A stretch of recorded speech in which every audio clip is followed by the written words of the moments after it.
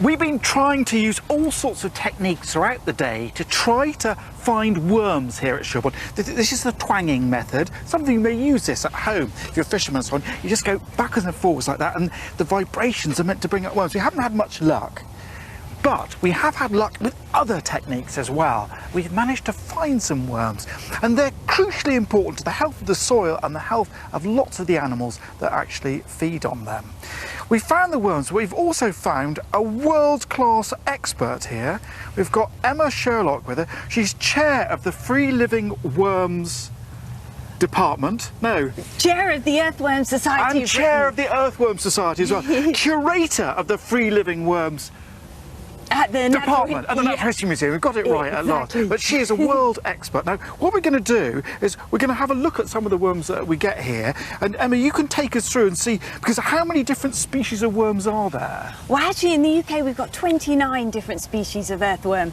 So, yeah, a lot more than people think. 29? Oh, look, Emma, before we have a look, why do some of those techniques, all those putting those vibrations into the ground or the charming, the bassoon, why might that work in bringing the worms up from underground? Right, well actually what you're doing there, especially with the kind of grunting and the twanging, you're putting lots and lots of vibrations deep into the soil. So the earthworms are sensing these vibrations and are thinking a predator is coming their way, in particular moles. Moles? So yes, so they're thinking, crikey, a mole's coming for me, and they're coming straight up to the surface. So there's not a joke, that really does work. It really does work. That's brilliant. Yep. OK, let's see what we've got, and you can take us through. Brilliant. 29 different species, you say? Yeah. That is oh, here we go. Oh, wow, already I can see a very familiar character.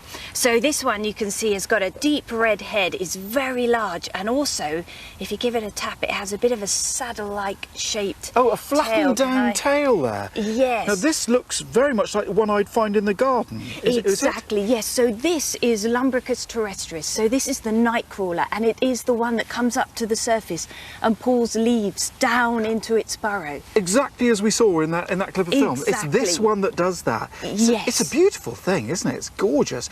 And so sometimes you see some animals have difficulty getting the worms out of the ground. You see, you know, they pull, and you think, well, it'd be easy to get this out of the ground. So why is that? No, they're really, really cleverly adapted. So basically, when these come up at night, this end will come out of the burrow looking for leaves to pull down.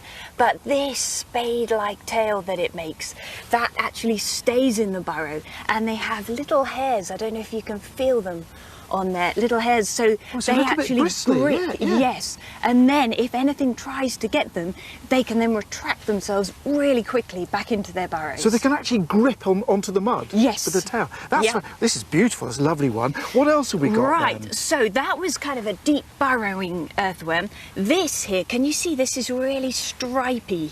If I give you that to have a good look at, when it stretches out in particular, can you see those stripes along the body? Oh, yes, I can. It's almost, yes, zebra stripes all the way down. Not zebra, they're sort of, yes, I see them. Yes. Where would, this looks a bit, is this the one I find in my compost heap? Exactly, yes. So this must have been found somewhere around the estate in a compost.